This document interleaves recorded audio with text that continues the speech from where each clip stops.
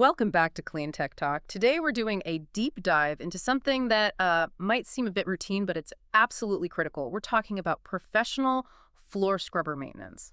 That's right. And this isn't just about, ticking off boxes on a list. Yeah. This is really the key to maximizing the life of your machine, getting those consistent cleaning results, and frankly, saving a ton of money. Exactly. Avoiding those huge hidden costs because Right. we see this machine as a major investment. For a huge investment. And the payoff for this kind of preventive care is about more than just dodging repair bills. You're actually reducing wear and tear across the whole system. And you're catching tiny issues before they become, well, catastrophic failures. Yes. And ensuring safer operation. A sudden leak or a malfunction isn't just an inconvenience, it's a major liability risk. Okay, so let's get into the daily routine. The most critical point seems to be what happens, like right after you finish a job. Why is dealing with the recovery tank so urgent? Because the clock starts ticking on corrosion and bacteria literally the second you turn it off.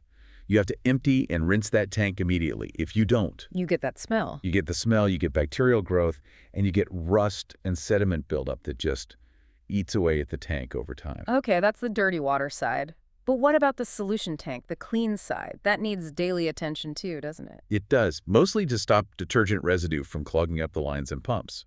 But here's the crucial warning, something a lot of operators miss. Oh, When you're flushing that tank, you have to be so careful that water doesn't get to the motor through the water level float. If you flood that little area, the water can go right down the line and cause direct, immediate motor damage. That's a mistake that can cost you thousands. wow. Okay, that's a huge tip. Now let's talk about the parts that actually touch the floor. Squeegees, brushes, Right. The squeegee assembly, you have to check it daily, pull off any debris, look for cracks. and the big signal for replacement is streaks, right? That's the #1 sign. Streaks mean it's failing the drying pass, which means your slip and fall risk just went way up. Got it. And the brushes and pads, just rinse them daily. Pull them off and rinse them daily. It prevents mildew and stops debris buildup from hurting your scrubbing power. Simple as that. And for battery units, you always charge them fully right after a shift. Always. Don't let them discharge completely.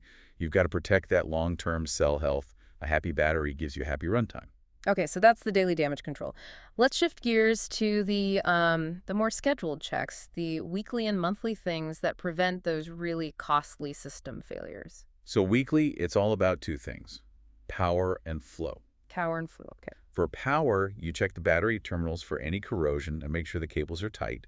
Huh? For flow, you have to clean the solution and vacuum filters. Non-negotiable, I'm guessing. Absolutely. If they get blocked, your suction drops, your water flow is weak, and the machine just can't clean properly, can't breathe.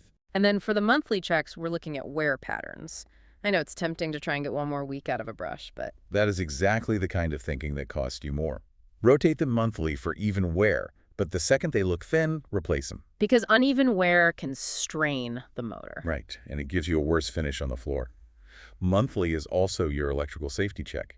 Tighten loose wiring, replace anything frayed, and test the vacuum motor efficiency. Weak suction could be a clog, or it could be the motor itself starting to fail. So looking at the really long-term strategy, our sources talk about a deep clean every few months, getting into those hidden spots. For sure, like under the solution tank lid. But the big thing is the annual professional service. By a certified tech. Yes, they can spot things you can't, like a degrading seal or internal motor wear. They catch the invisible problems. And of course, things like proper operator training and using the right chemicals are key. And keeping a maintenance log is so important. One last quick tip on storage. Always in a dry, ventilated area, right? And away from freezing temps. And this is a big one. Always store it with the squeegee raised up Because it doesn't work. so it doesn't warp. It's a simple step that keeps your drying streak-free for much longer. Consistent care really is what guarantees efficiency. It makes the machine a reliable asset, not a liability. It does. But here's a final thought to chew on. Beyond all the routine checks, think about this. What if you had to choose? Meticulously training your entire staff on proper daily use versus getting that annual professional service.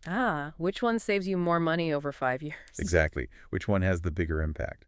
It's an interesting thought. That is a debate we will definitely have to save for another time. And as a special thank you to our listeners, you can now enjoy 10% off your next purchase at Iolith. Just use the promo code AOLIF 2025 at checkout. That's AIOLITH 2025. Don't miss out.